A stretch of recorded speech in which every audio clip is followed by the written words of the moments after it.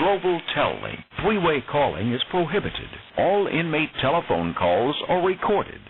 I have a prepaid call from Mike Dunn, an inmate at Duval County Jail. Your account balance is $27.85. If you wish to accept this prepaid call, dial 0 and thank you. Hello? Hey, honey. Hope you don't mind I called you back. No, I'm glad you did. So being in a room by myself kind of sucks, but I guess it'd be better than being in a room with them animals. Well, they probably wouldn't think too highly about what's going on, and so it is best, but I can only imagine. But your mom said she was sending you a book. Yep. And I don't know how she's going about this. this. I was thinking about this today, and I was like, I'm the victim here. I'm the fucking victim here. I was the one that was being preyed upon, and I fought back. Right. And I'm like, so it's my fault because I asked them to turn their radio down. Right. It's like I got attacked, and I fought back because I didn't want to be a victim, and now I'm in trouble. Yeah. I refuse to be a victim, and now I'm incarcerated. Oh, no. Somehow insulted these boys by asking them to turn the radio down, and for that they were going to kill me. I mean, it's absurd that they would do that, but, they're violent. Well, honey, I don't think we should talk about it anymore. I mean, I don't know how else to put it. Like, they attacked me. I'm the victim. I'm the victor, but I was the victim, too.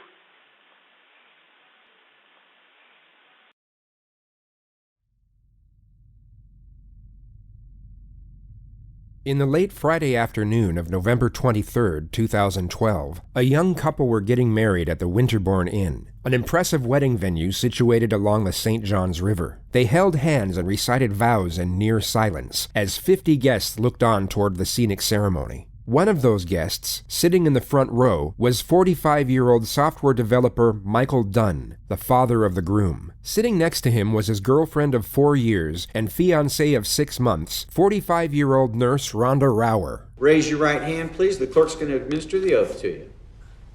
Right hand. There you go. Just relax. It's okay. Relax. Do you solemnly swear or affirm that the testimony you give shall be the truth, the whole truth, and nothing but the truth, so help you God? Ms. Rower, do you know someone by the name of Michael Dunn? Yes, I do. How long have you known Mr. Dunn for? About 4 years. Ms. Rower, what is your relationship to Mr. Dunn? He's my fiancé. Why did you and the defendant come up to Jacksonville on Thursday night for the Friday wedding?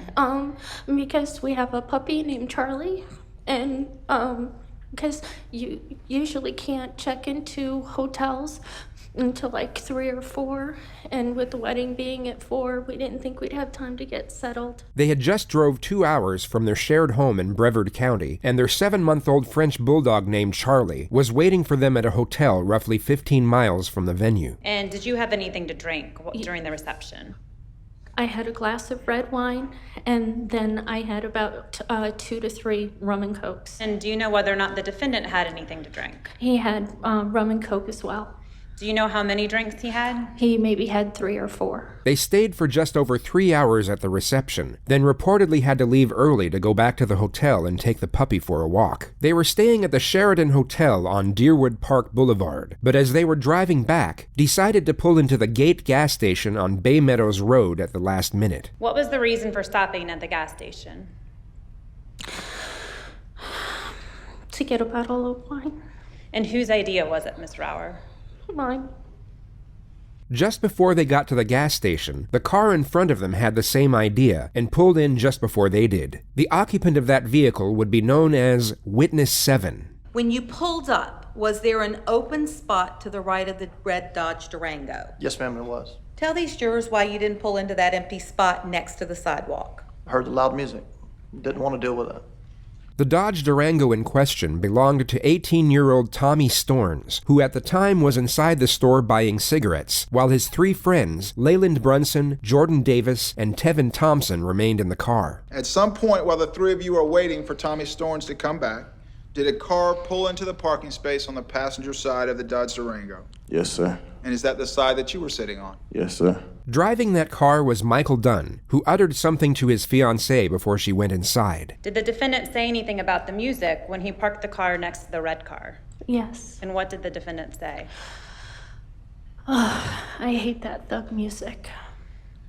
And what was your response to the defendant? I said, yes, I know.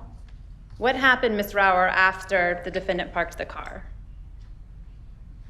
I gave him a kiss. I took $20 and I went into the store. Mr. Thompson, while the three of you were waiting for Tommy Storns, did the defendant say anything to you or in your direction?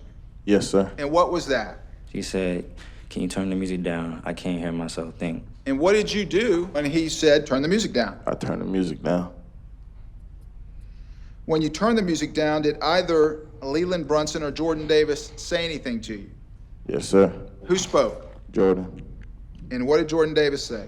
Turn the music back up. And what did you do when you got back to the Durango? I opened the door, I danced a little bit to the song that was playing, I got in the car. Did you see or hear the driver say anything to Jordan Davis after Tommy Storns got back in the Durango? Yes. What was that? Are you talking to me? And how could you hear that? Tevin turned the music down. When? When Tommy got back in to let him know what happened. Did Jordan Davis say anything back to the driver when the driver said, are you talking to me? Yes. What did he say? Yeah, I'm talking to you.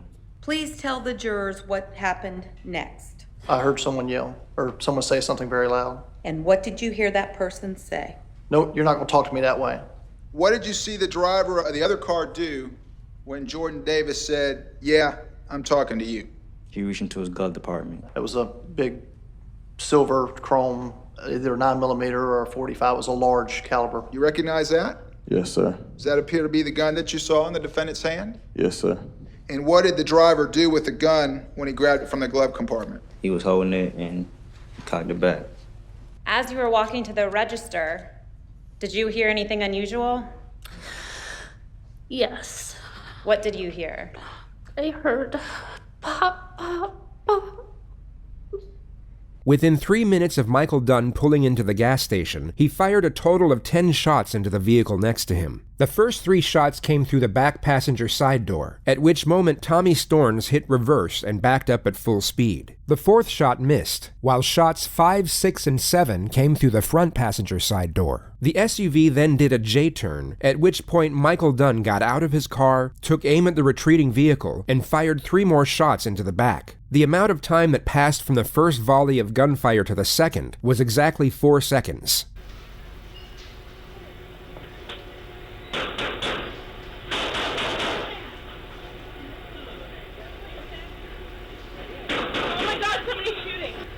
Tommy Storns' quick thinking most likely saved multiple lives, as he took the car out of the shooter's line of fire midway through the first volley. Unfortunately, however, it wasn't enough to save everyone, as Jordan Davis had already been struck 3 times. He was hit in the leg, lungs, and heart, causing him to bleed to death in under 45 seconds. He was 17 years old.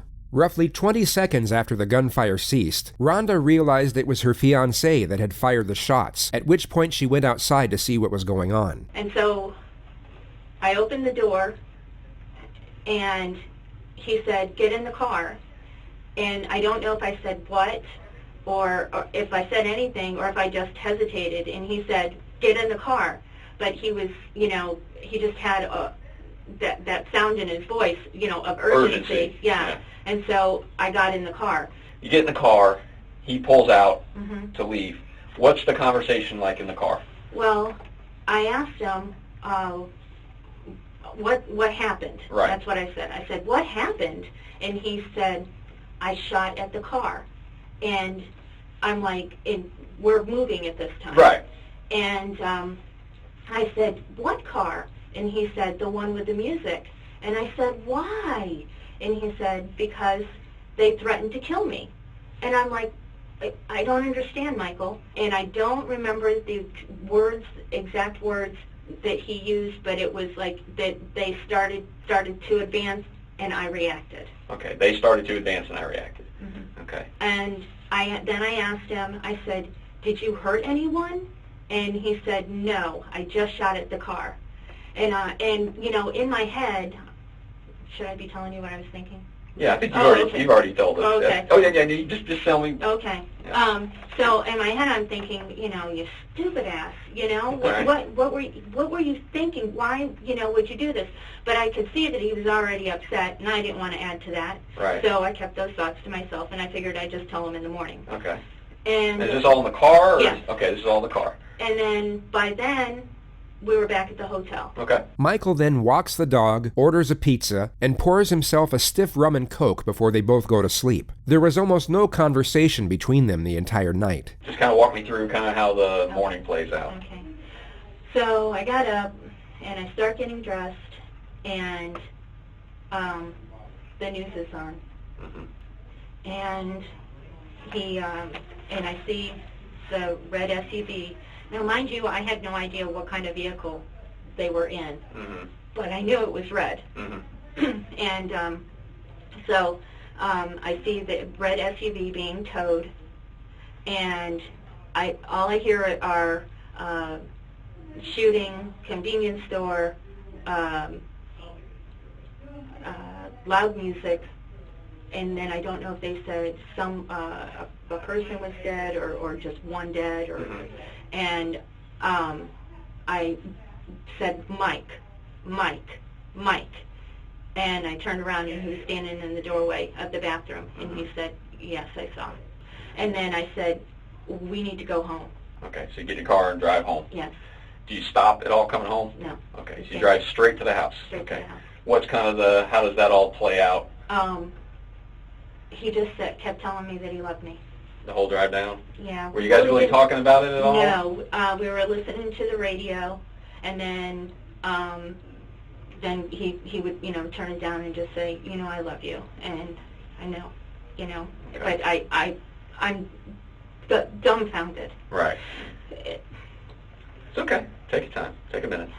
And it was just a horrible trip home. Right. And so no, I didn't want to hear anything. Mm-hmm.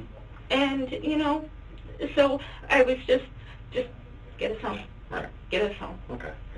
And then when I walked back in the house is when I got the call from you. Witnesses at the scene of the shooting took down Michael's number plate, and police were able to track him down at his home in Brevard County. He was brought back to the JSO Police Department without incident, and immediately subjected to interrogation. It began at exactly 4 p.m., 22 hours after the shooting. If you do answer questions, you have the right to stop answering questions at any time and consult with a lawyer, okay?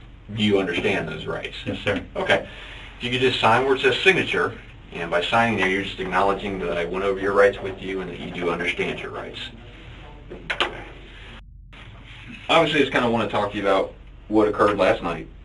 It's important to contemplate what the suspect is most likely thinking at this moment, as well as the character he is now trying to play. He wants to come across as the victim, who had no other choice but to take the action he did the night before, and needs to appear as rational, reasonable, and as considerate as possible. He knows that someone has died due to a situation that he initiated, and now needs to bend not only the facts, but also the perceptions of others. So just kind of walk me through, you know, just tell me from your point of view what you guys pull up. You're driving. It's your car? Is that correct? Yes, sir. Okay, and you're driving. Yes, sir. Okay, it's a Volkswagen, correct? Yes, sir. Okay, she's sitting in the passenger seat. No one else in the car with you, correct? Correct. Okay, just kind of walk me through kind of what happened at that point. Well, I'm embarrassed to say this, but got out. She's in the store, and there's like a SUV next to us, and then the music starts, and I roll down my window, and I thought I was polite. I asked them nicely. I didn't demand. I didn't, or else I said, "Hey, would you guys mind turning that down?"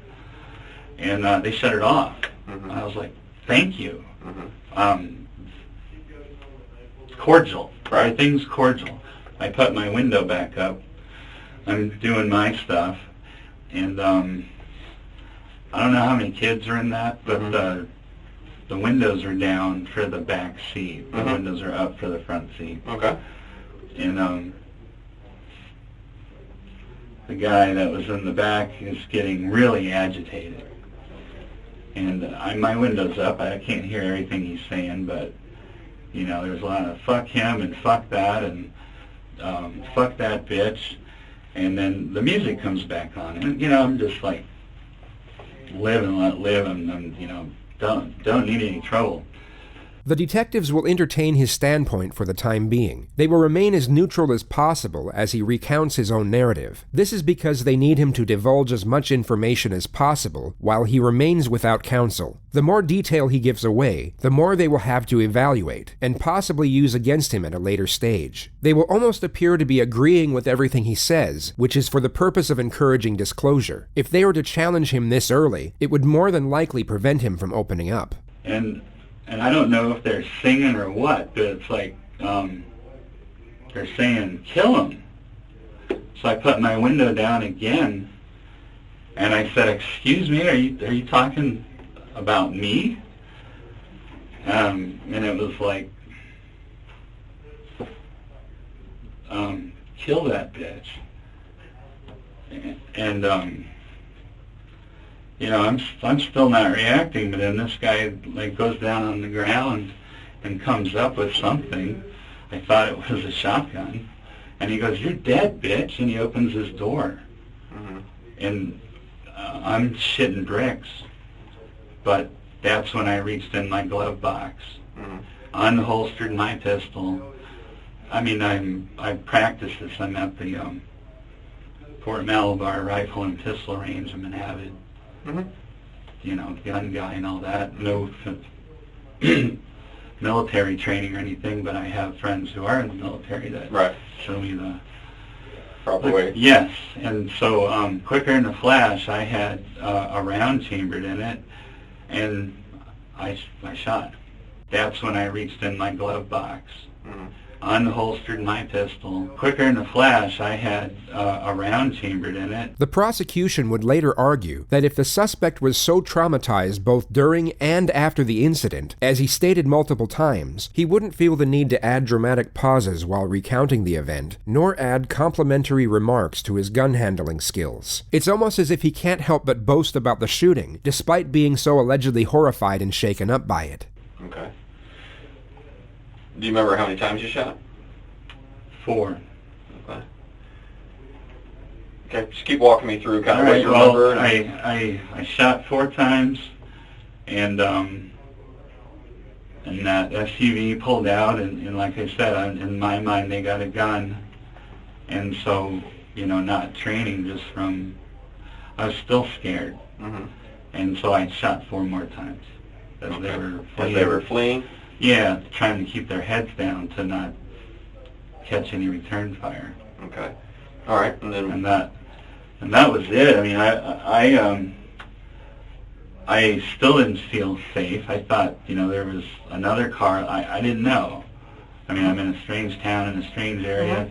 I just had my life threatened. The love of my life is in the store, and she doesn't know what's going on. She come outside to see what was up, and I was just like, get in the car, we have to go. I just didn't feel safe there. In fact, we had plans, in fact, a fairly expensive bed and breakfast paid for in St. Augustine. More unnecessary detail that someone distraught by a recent event wouldn't feel the need to clarify. If he genuinely thought he was as close to being killed as he stated, or if he was at all upset about the fate of the young man he had just shot dead, the fact that he missed out on a fairly expensive bed and breakfast would most likely be overlooked. And, you know, after what happened last night, and we're like, we have to go home and call the local sheriff and tell him what's up. Well, where'd you go after we went right to our room. You went right to the hotel? Yeah. Okay. Didn't leave. We were just like in the hotel room? bricks waiting for another carload of thugs to come. I mean, I'd never been so scared in my life. These exact statements were brought up when his fiancée Rhonda was interviewed 4 days later. Michael said something in the interview that was kind of, he made a comment that you guys went back to the room and he was basically waiting on some thugs with guns to come to the room at any given time. When you guys got back to the hotel, did he take the gun out of the glove box and take it up to the room with you guys?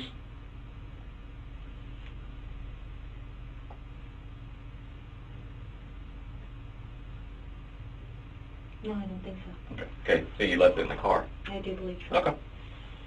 And then you go to the room and he gets the dog and goes outside and walks the dog. So he's so comfortable that even he'll go back outside and walk again without the gun with the dog.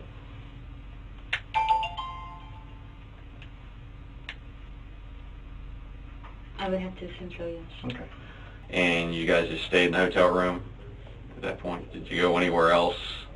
No, we ordered out. We got pizza. The investigators have secured their baseline narrative from the suspect and will now slowly ramp up the pressure. They will begin to destabilize his thought process by inducing anxiety and then set traps for him to incriminate himself further. They essentially need him to panic, and as he panics, they will pose more calculated questions. However, they have to do this in a subtle and methodical manner, as if they push it too far, they could scare him into shutting down completely, or even into requesting legal counsel and ending the interrogation right then and there.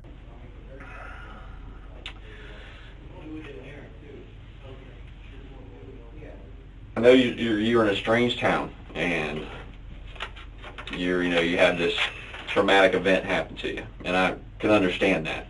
Okay. The problem, I can tell you, where we start to kind of get a little wondering is by the time you say you get to your hotel room, you're calling to order pizza. Why aren't you calling us? I wanted to come back to my hometown to do that. I shouldn't even left the scene. Mm-hmm. But I left the scene because I was still afraid for. Okay, and I can live with that. Okay, I can live with that. You don't necessarily want to hang around right where the shooting happened because you don't know if these guys are coming back. I'm good with that. Or if there are more. But once you leave and you are away from that scene, and you've even gotten to a hotel room and inside your hotel room at that point.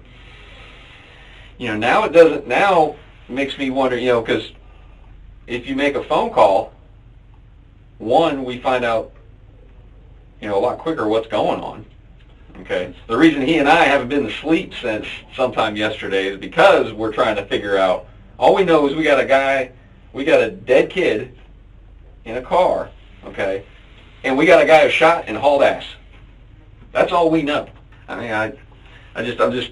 That's where we start to get a little concerned. It starts to be, we can speak that I personally have had a case with an individual who was moving to Jacksonville, first day in Jacksonville, and got involved in an incident and felt threatened and shot another person and was in their car, and he drove across the street to another parking lot and got on the phone with 911 immediately and started walking police into where he was. That's the way I have nothing to say other than that. So other problems that we have too, when you began to shoot, can you honestly tell us that you ever saw a gun inside that vehicle? I saw a barrel come up on the window. He has now gone from saying that he saw a shotgun to now seeing a barrel come up on the window, and his emphasis while giving the statement was weak and unconvincing. If he had spoken with an attorney, his response to this question would have been that he without a doubt saw a shotgun, and his conviction to the claim would have been immensely forceful. It would make it far easier for his defense to create reasonable doubt within the jury, which the suspect has now made extremely difficult, and continues on to make it even more so. Like a single shot shotgun where there's a barrel. Mm-hmm. I didn't see this part of the barrel, I saw that part of the barrel. And it was either a barrel or a stick, but sir, they're like, we're gonna kill you. And then they say, you're dead, bitch. I mean, I didn't wait to look to see if they were gonna point it at me. He reached down and picked it up And You then say he, who reached down and picked it up? well, hopefully it's the guy that I hit. Though it was. Where was he sitting when he reached He down was and sitting picked in it up? the rear passenger side. Okay. And that's the guy that was really agitated. Mm-hmm. And then that's the guy that I asked, are you talking about you're going to kill me? Like I said, I didn't know what, you know. My window is up. He was saying a lot, but that's what came through. And I put my window down to ask him. Mm-hmm. And the music is still playing at this time? And Yes, but he is really loud and really animated. Louder than the music that's bothering you?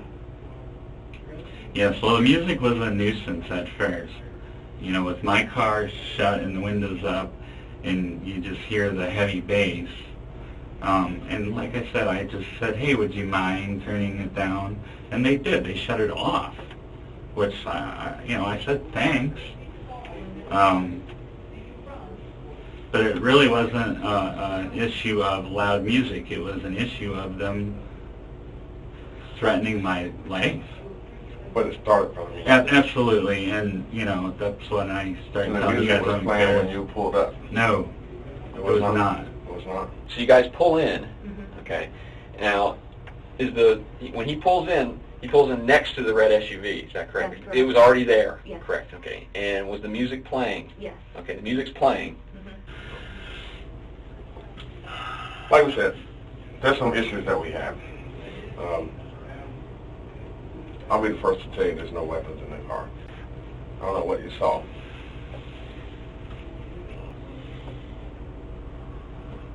I don't know what to tell you. He's far too relaxed, and the detectives ramp up the pressure once more. Here's what has to happen.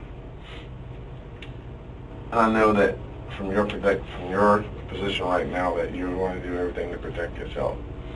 And I can't say that I blame you for that. But we're going to need the total truth as to what happened. Not this story that I've had from 7:30 last night till 12 o'clock today to fix up. Okay, because the only thing that's going to make sense to us is the truth matching the scene. And there was the biggest problem we got, the first hurdle we got to get over is that there is no weapon in that truck. Do you have a stick? There was nothing found in or near the car that resembled a stick nor a weapon. The suspect is now trying to forge a narrative that his actions were justified due to his perception of a threat, regardless of if there was one or not. Well, the second problem we have is that the last set of rounds when the truck is backing away from you, and you put 4 more sets in it, 4 more shots into it. That's an issue. Because now if it's backing away, it's no longer a threat. Yes, sir, I understand that. In my mind, they had a weapon. Okay. I can't shoot someone because in my mind they had a weapon. Okay. That's the problem. I mean, if I walked up to someone right now and I'm having a confrontation with them and I think they have a weapon, the law doesn't allow me to shoot him because I think he has a weapon. Now, let me ask you this: when you pulled your gun out, say you're sitting in your driver's seat like that, straight ahead. How did you shoot? Did you shoot one-handed? Did you shoot two-handed? Two-handed, like two-handed, like this. You come across your body, okay, and you shoot the first. What you said, 4 shots is what you remember, and then they start backing out. Do you continue to shoot through the window, or do you reposition yourself? I don't recall, but I do remember getting out of my car and taking, getting sideways, and I was waiting for the wink or. But once again, all this is. Okay. Once again, if you think they have something, think they have a shotgun. They had a shotgun. You think they have a shotgun. Are you going to get out of your car so they can get a good aim on you? Make any sense? Well, at the time, I was doing everything on adrenaline and no. But I'm just saying, we're trained to, if we think something is there, to get out of the way. To get out of the way. Cover or concealment. So you're telling me that you thought they had a shotgun, but you got out of your car so that they would get a good aim at you, is what you're telling me. Well, I thought maybe they would shoot at the car and I wouldn't be in it. But your car's not shooting at them. You are. Why would they shoot at your car? Shadow, they can't. So, honestly, sir, I'm at a loss to justify what I did on the second volley, right, other than to say I thought they were going to be shooting back, and I was keeping them from doing that. And I was in such a panic. So you get the gun, rack it, and then reassess? No, I didn't reassess. I so started shooting. You went, grabbed gun, rack, came up? Yes, sir. Okay. So you see him start to come out of the door of the truck. At that point, you turn to get your gun. Is that correct? You take it out of your glove box. You unholster it.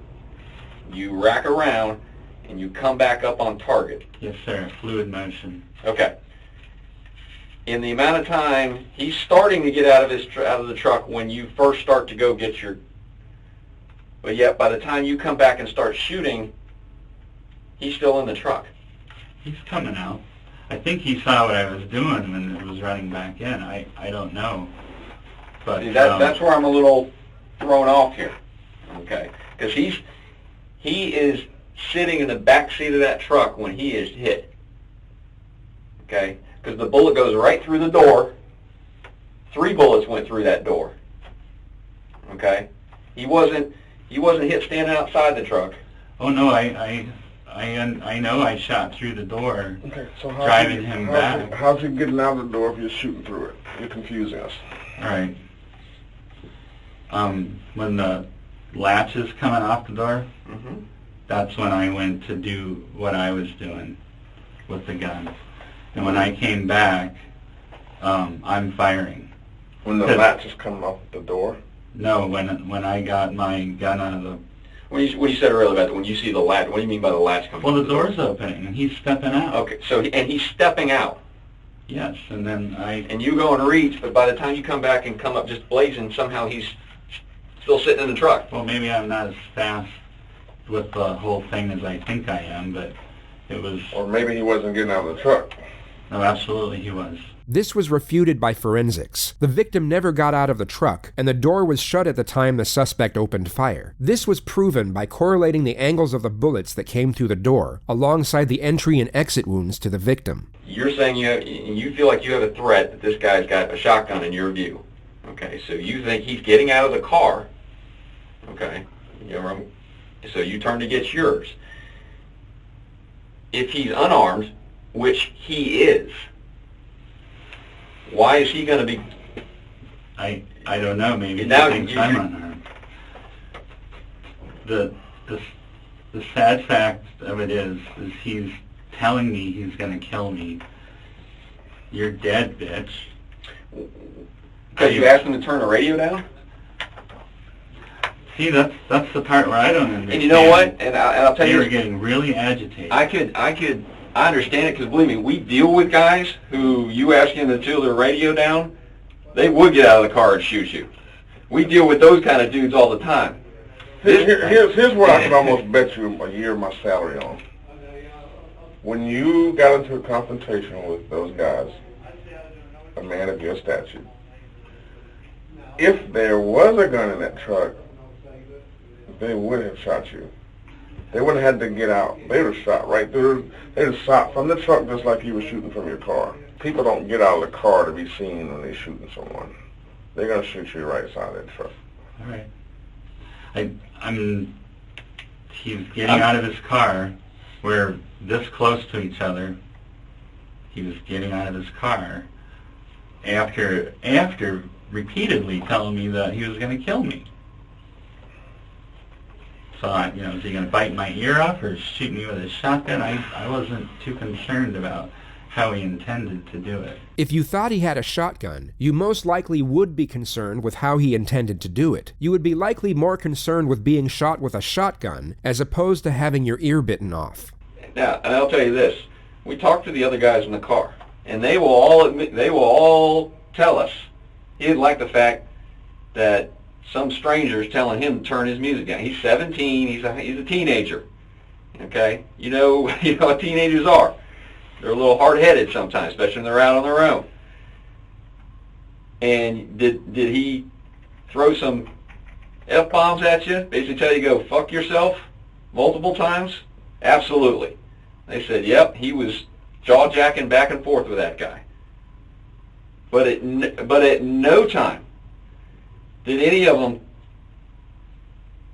say, well, okay, he did say he was going to kill him. Because it makes no sense, because what's he going to do? He's not armed. What's he going to, I'm going to kill you and get out of a car. And we're talking about a kid. You know how many times that kid's been to jail? Never. He has no history of violence, and it's not like we're getting some street thug. All this kid has is a truancy in school. We're not talking about a violent kid here. He has no track record. There are guys in Jacksonville who I'd go, okay, I believe that, because they got track records. This kid ain't got no track record. The kid sitting next to him doesn't have a track record. The kid sitting in front of him doesn't have a track record. None of them do. These aren't violent guys. They pull up so the driver can run in and buy cigarettes. It's the only reason they're even there. They just got back from going to the mall. That's it. So I have a hard time buying how I can totally see him talking shit to you. I can see that. But to take it to a level that he's threatening to end your life when he can't. There's no way he can. He doesn't have anything. I didn't know that. I know. That's all the reason that you're not knowing that is all the reason why you took your next step too far. Yeah, the problem is you went from 0 to 100 without ever getting to 50. I have a guy very irate saying he wants me dead. Well, if the other guys aren't corroborating, I'm sorry, but that's and understand too, there's people in the parking lot that can hear what's going on too. Not one of them. We have what's called independent witnesses. Yeah, not associated. I understand. I wasn't sure that I heard him right. That's why are you? Is this directed towards me? You're going to kill me? And that happens to be an exact quote of, "Are you talking to me?" That was an exact quote. Guys with the truck said. He said something to the effect of, "Are you talking to me?" Yeah. So that's dead on. Yeah, he was talking to you. He's basically telling you to go fuck yourself, and I'm going to turn the music back up. Yeah, no, the music was already up, and he's talking, kill the guy. I just can't understand, if the music is up to the point where you're asking them to turn it down, how can you also hear the conversation that they're having? It's not making any sense. He's livid. He's not talking. He's yelling. And my window's up and I can hear him. I'm not making out all the words. But then I hear, kill that son of a bitch, or kill that motherfucker, I think is what he was saying. How do you know it was him saying it? Well, when I put the window down and I asked him, he said the same thing. Yeah, kill a motherfucker. And then when he was opening his door, that's when he said, "You're dead, bitch." And, when you say he didn't have a weapon, he's on the ground, and you put something up on the thing and then gets out. I thought it was a shotgun. Or a stick, or, some kind of weapon, but he's confrontational and using words like, "I'm going to kill you and you're dead." And I didn't know he's 17. I thought he was a full-grown man. And I don't know how many kids are in that, but the windows are down for the back seat. I didn't know he's 17. I thought he was a full-grown man. I thought they all were. And in my mind, they're all going to get out of this truck and shoot me or beat me or had that been the case, we would have a different argument. Had anyone been out of the truck, walking towards you in any type of threatening manner, we would have a totally different... parked right next to each other. Yes. So there was no walking. It was him getting out, and he was an arm reach from me. But here, those cars are so close to each other, though. Him getting out, it's going to be hard for him to get out because he's back away from you. His door opens up. He's actually going to be shielding himself from where you are because you're closer up to the driver. All these things you're saying are great, but I didn't analyze all these things. I got the shit scared out of me. Oh no! And some guys coming at me telling me what he's going to do or wants to do, I reacted. I'm sitting here telling you guys I was in fear for my life. I honestly was. I have so much going on in my personal life. The last thing I want to do is be in trouble. I don't want to cause you guys a sleepless night. I don't want to lose my freedom. He reverts back to this premise multiple times. He continuously associates these two reasons with the notion that he wasn't the instigator, yet not once does he mention that he wouldn't want a teenager to lose his life over a verbal altercation. This is what we do. Don't worry about that. This is what we do. Well, I mean, the last thing I'm looking for is trouble. The last thing.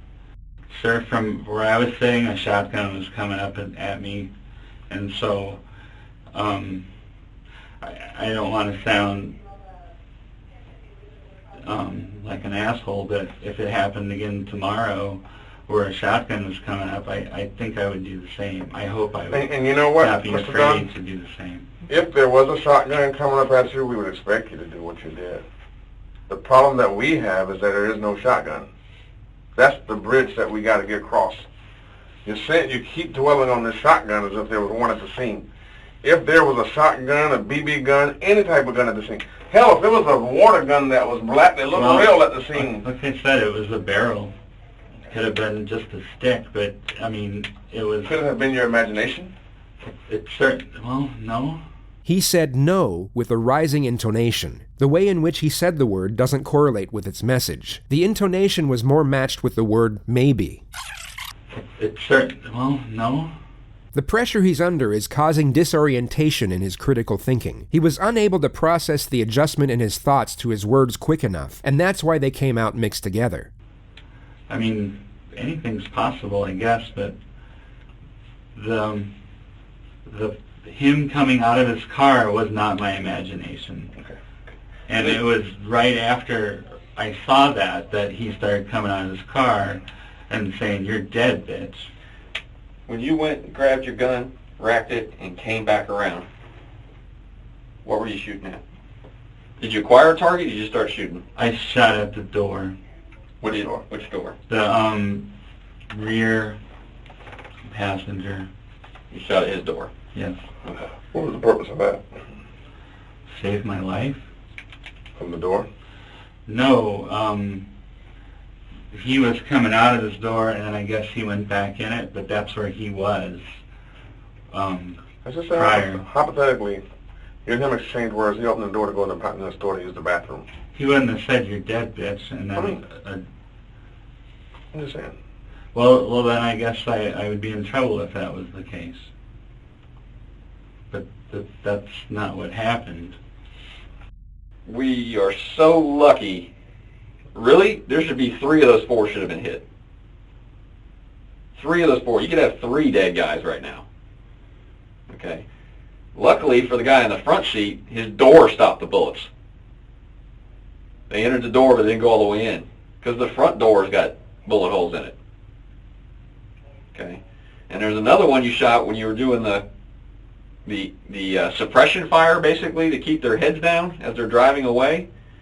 You put one in the back of the car. There's several shots directly into the rear of the truck. And one of them comes zinging in through the back and goes right up and hits the sun visor where the driver is as he's driving out. Didn't miss his noggin by much. You know, so we could very easily have 3 victims at this point. Luckily, those guys didn't get hit or any way, shape, but they're all fine. Except for the poor guy who's pretty much was dead right there. It didn't take him long. He was gone. We see a lot of scenarios, and we deal with threatening situations. I mean, it's not, you know, we deal with them all the time where somebody defends themselves. I mean, we do. And there are clear-cut cases where you go, "Yep, sure did, buddy. You know, you defended yourself. Have a nice day." Unfortunately, this is not one of them. I'm not feeling so hot now that you guys are... Unfortunately, we have that effect sometimes. Well, I don't mean sick. I mean, I actually am starting to be sick in my stomach. I don't know how I can express to you guys that I was in fear for my life.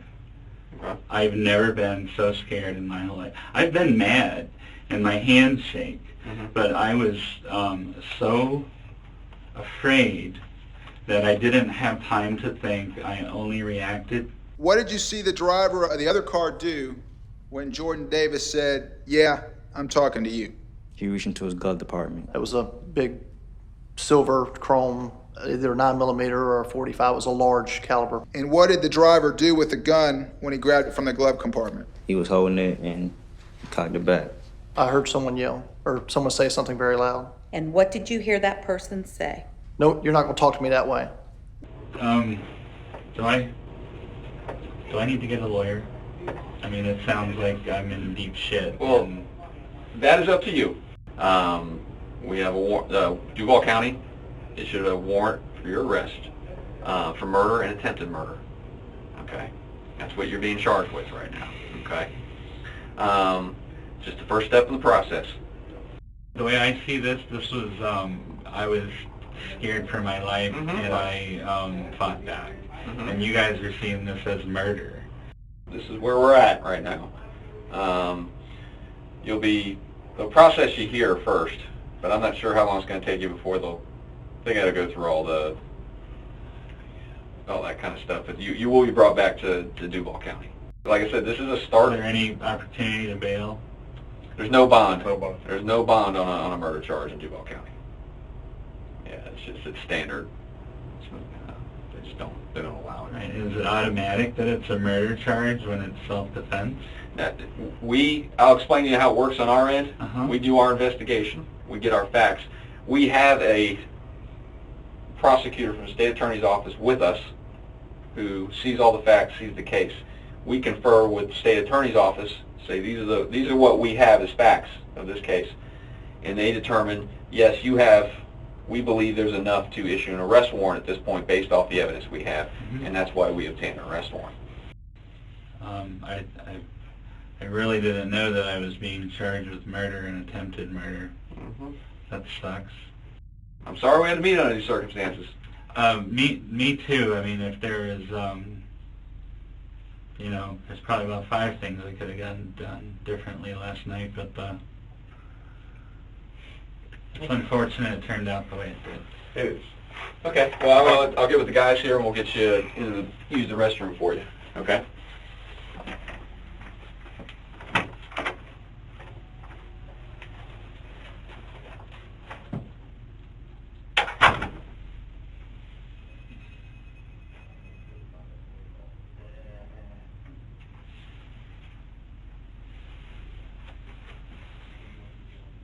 He was remanded into custody at the Duval County Jail, where he remained for 14 months awaiting trial. Did you ask the guys in the red SUV to turn down that bass? I did. I said, could you turn that down, please? What was the response from the red SUV? They turned it off. And at that point, what did you then say? I said, thank you. Very soon after, I start hearing things like F him and F that and... Does it escalate? Well, the music came back on. Now it got ugly. After hearing the something something cracker and this and that, I hear, I should kill that motherfucker. I should fucking kill that motherfucker. And now he's screaming. Okay. There's no mistake of what he said. That is what he said. Notice the considerable increase in both emphasis and conviction when making his statements. His lawyer has now instructed him in how to respond, but unfortunately for Michael, the jury had access to his interrogation where he was asked the same questions. The guy that was in the back is getting really agitated. And my window's up, I can't hear everything he's saying, but, there's a lot of fuck him and fuck that and fuck that bitch. And I don't know if they're singing or what, but it's like, they're saying, kill him. So I put my window down again. I put my window back down and I asked, are you talking about me? Now, what was the response when you said, are you talking about me? He reached forward and picked something up and slammed it against the door. I didn't know what it was at first, but when he says, yeah, I'm gonna fucking kill you, I look and I'm looking at a barrel. He's showing me a gun and he's threatening me. What happens now? What did you believe was about to happen to you? I thought I was gonna be killed, but I still didn't go for my gun at that time. I was just like going, oh my God, where is all this hostility coming from?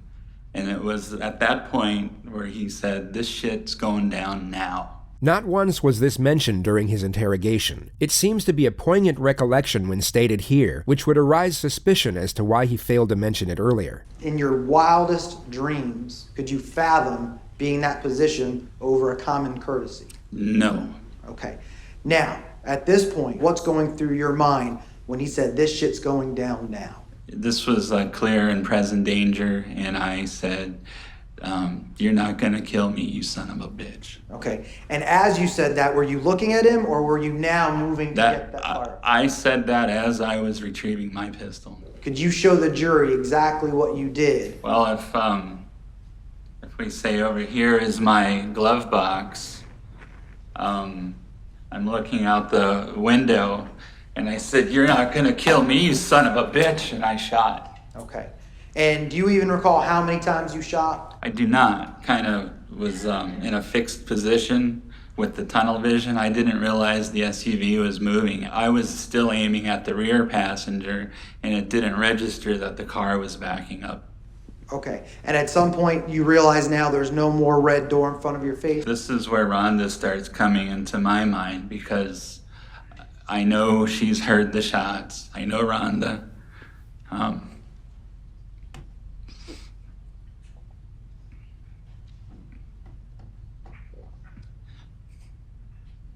It wasn't just my life I was worried about, no.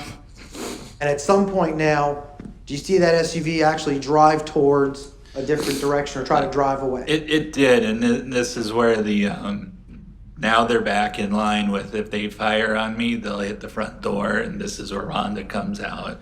What was your purpose of firing towards the back of that vehicle? Were you I was worried about a blind firing situation where they would, shoot over their heads or whatever and hit me and Rhonda. I stopped firing when it appeared that the threat was over. And how long had you been with Miss Rower? 3.5, 4 years. Did you have a serious relationship with her? Absolutely, she's my fiance. Okay. And were you living with her at the time?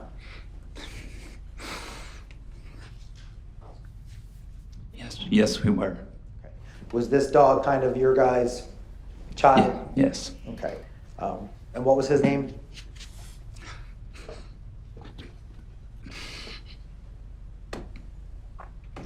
His name is Charlie.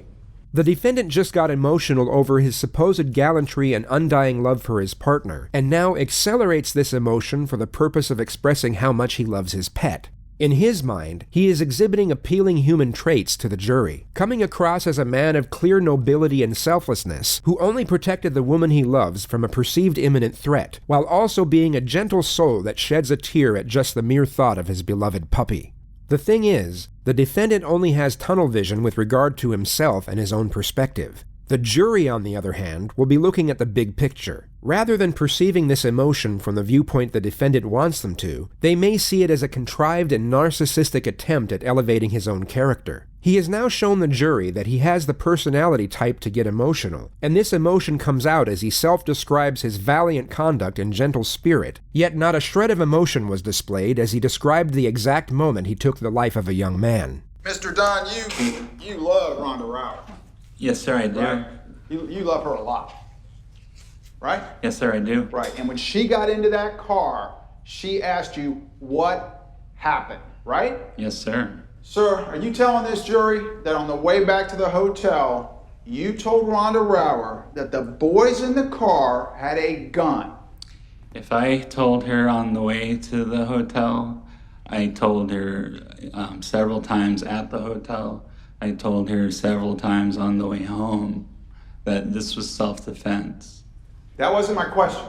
From the time you left the gate station to the time you got back to the Sheraton, how many times did you use the word gun to describe what the boys, let me finish, what the boys in the car had? I couldn't tell you.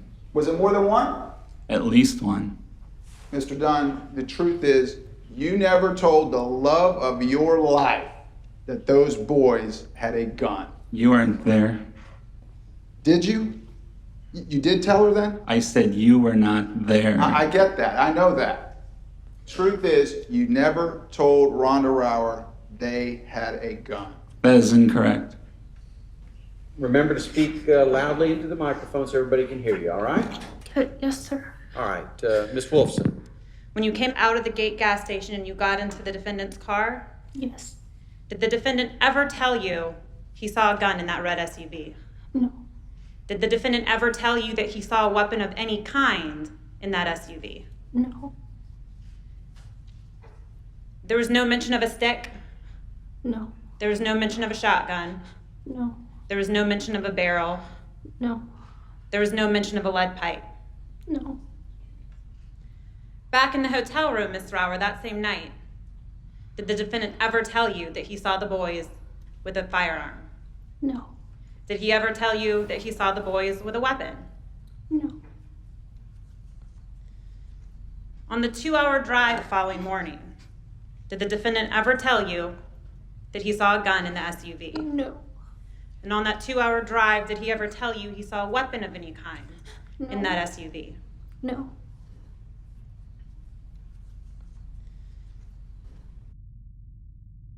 On February 15th, 2014, Michael Dunn was found guilty on 3 counts of attempted murder for which he was rendered a 90-year sentence. 7 months later, on October 1st, he was rendered an additional life sentence without the possibility of parole. His appeal was denied by the 1st District Court on November 17th, 2016. He is currently being held at the maximum security Oregon State Penitentiary.